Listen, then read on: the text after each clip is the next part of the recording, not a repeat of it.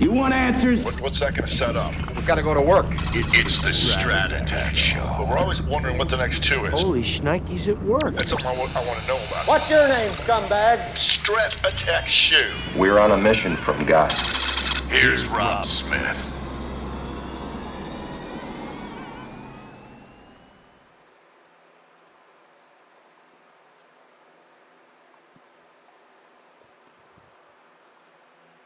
Hello everyone, I'm Rob Smith, that's Smith in the Black, and if it's Tuesday, it's the Strat Attack Show where we get in the urban assault vehicle and see what's going on. So, obviously we got a nice smackdown, and real nice here. If we look at the cues here, one of the things yesterday, let's go back to yesterday real quick, talked about this in the nightly vid, but gap down on a Monday and then start to rally back.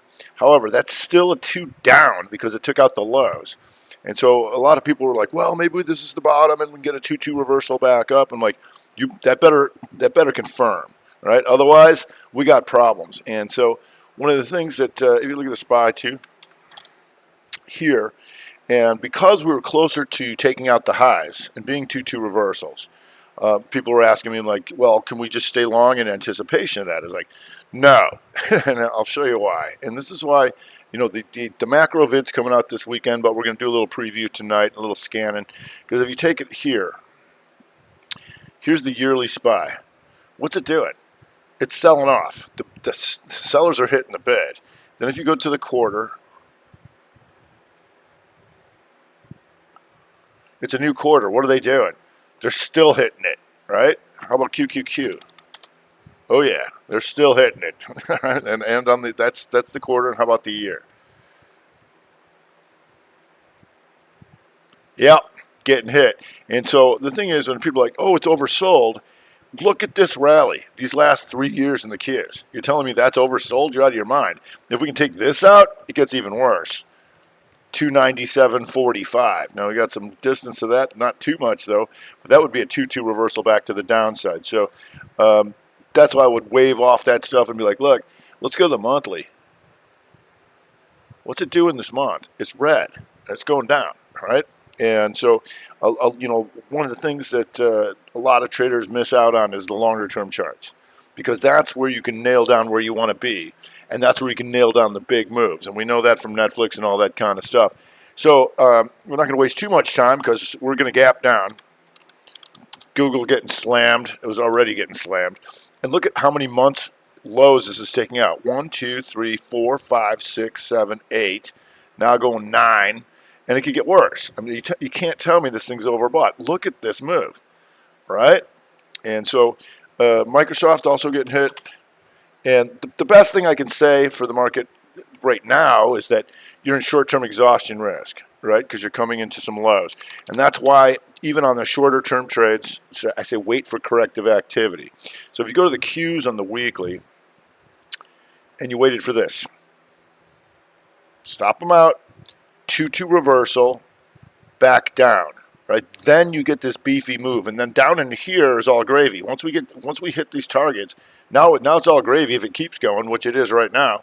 But this is what you wait for because you want to come back to a previous range. Because when all those other things are red, the sellers are hitting the bid.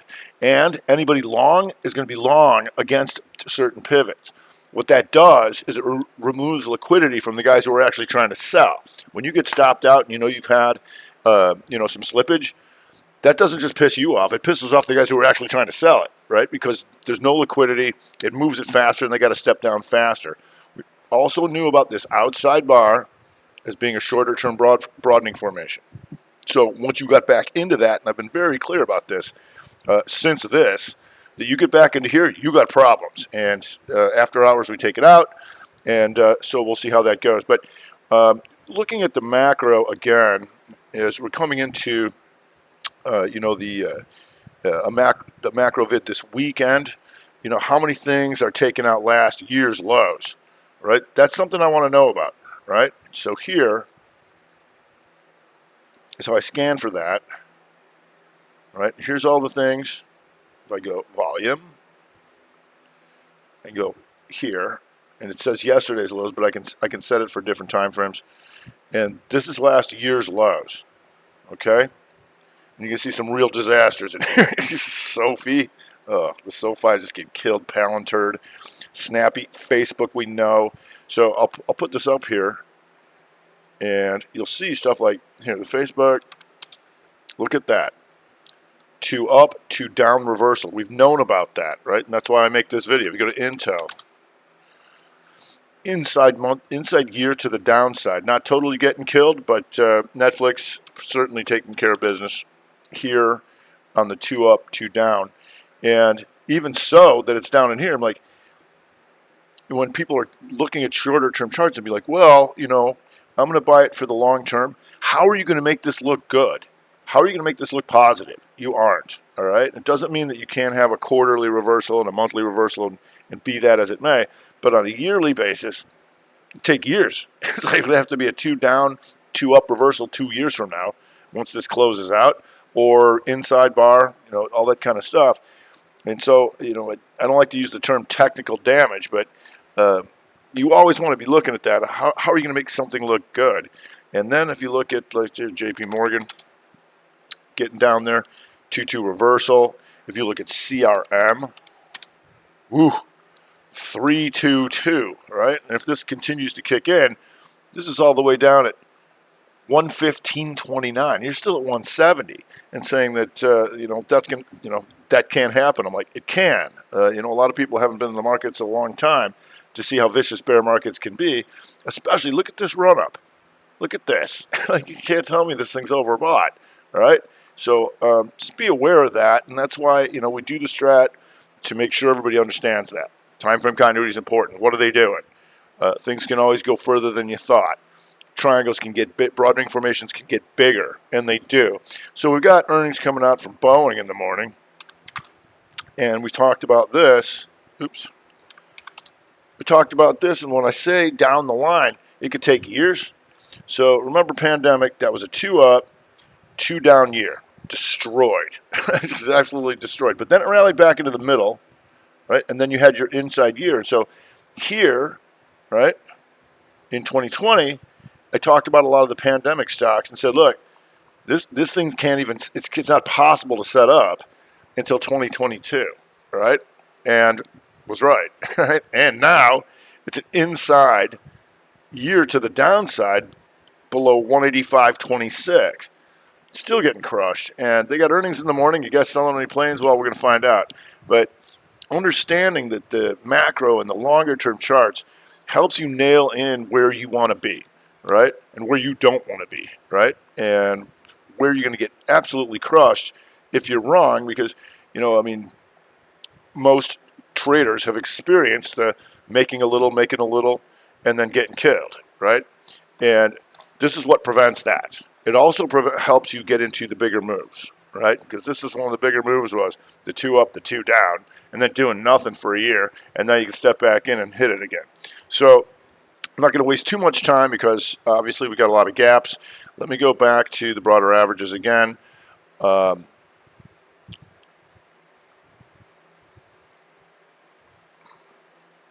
Monthly. So anytime that we're going into these new lows, for whatever it is, the month or however it is, it's like you do have exhaustion risk. And so can we gap and reverse and come up tomorrow? Sure. But then we'd wait for some more corrective activity to set it up to re-get killed, right? Or do we have any monthly? How are you going to make this monthly look good, right? You'd have to be a 2 down, potential 3 inside bar for to look good and be positive, and that's important because of magnitude. Most people don't know how to gauge magnitude. Be like, oh, well, I caught the bottom and I made 50 cents or whatever.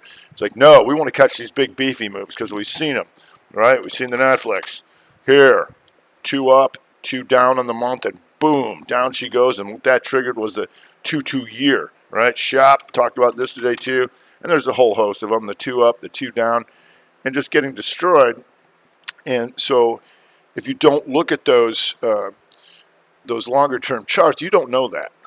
You don't know that, and you're constantly trying to weasel around the shorter-term charts when you're missing out on the real bigger moves. So another thing we're going to scan for here real quick is another problem, inside months. So we know a lot of these things are getting destroyed last week of the month, right? And causing no more inside months, right? But what we want to know is how many are left over. Because if we go to the Dow Jones Diamonds, oops, come on, man. Dow Jones Diamonds, we know it poked up, and this is potential rev strat to the downside, right? Does that mean there could be a lot more downside? There sure could be. And so what this means is that the inside months are going to be the leftover consolidations that could lead to further selling in May. That's something we want to know about. So if you go through the inside months, you'll see Intel here still an inside month, and it's inside year to the downside. You'll see Snappy still an inside month so far. We'll see SQ. Hold on, let me make sure I've got this scan right. SQ, still an inside month. What these means is consolidation, and we can be a lot more follow through. And look at this damage that's already been done. And a lot of people will say, well, maybe it's all over. Maybe it is, maybe it isn't. But if these things start triggering, how's Apple doing? Inside month, right? And you got earnings coming, right? And if you start to take, and you look at this, you're going to see these lower low, lower low, lower low, lower low, right? Oftentimes that can lead to a higher high to get your broadening formation, which you had here, right? The outside month.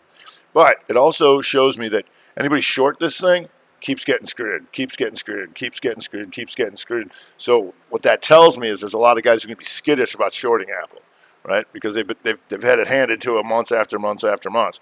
But if it starts taking this stuff out, that's exactly when you'd want to be in there because of that reason. So obviously earnings are coming out there, and on Thursday with Amazon here, still an inside month, but as we've seen, some of these moves late in the month are taking hold here.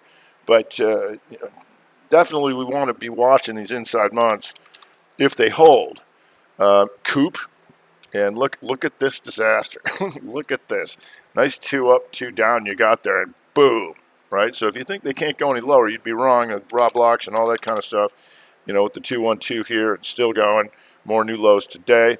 The debate here is exhaustion risk versus all this continuity, right? And being patient. Like I said, Apple or Qs, you wait, right? At this point, are you late? No. People will say, are you chasing or stuff like that? What I'll say is that you're just in exhaustion risk. It has to keep going. You don't have a reversal, right? Like you did here.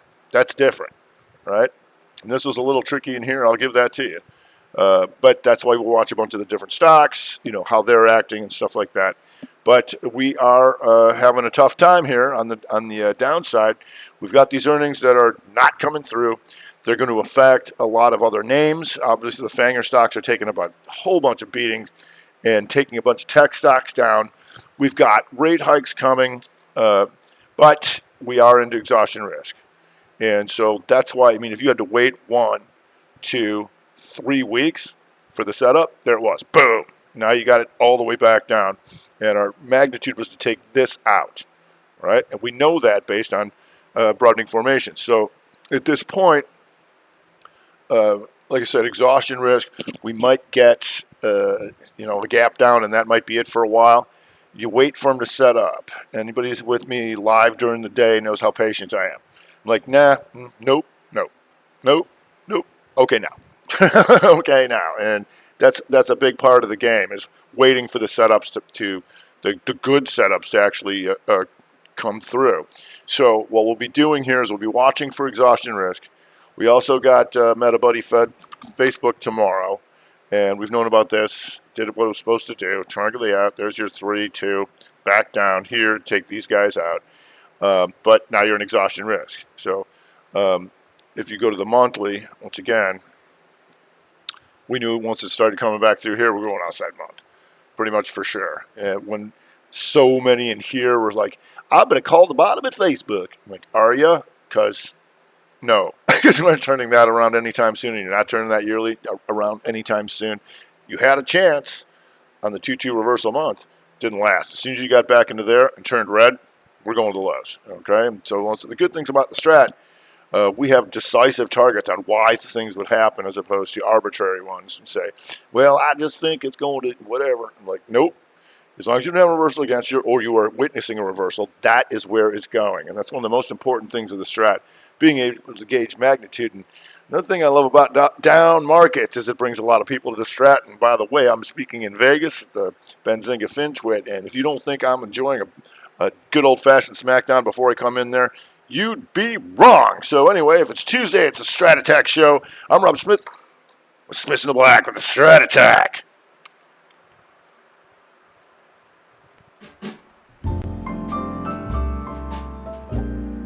You've been listening to the Strat Attack Show. It's over. That looks like I'm running out of time again. You ever seen a grown man naked? And now for something completely different. Yeah. Did you get that memo? Let's go to Billy Baroo. Here's where they're buying. Oh, behave. Here's where they're selling. Oh, righty. I'd keep an eye on this. Is that a problem? It is. You just don't turn it off. I'm Rob Smith. I hate Illinois Nazis. I'm Smith in the Black with the Strat Attack.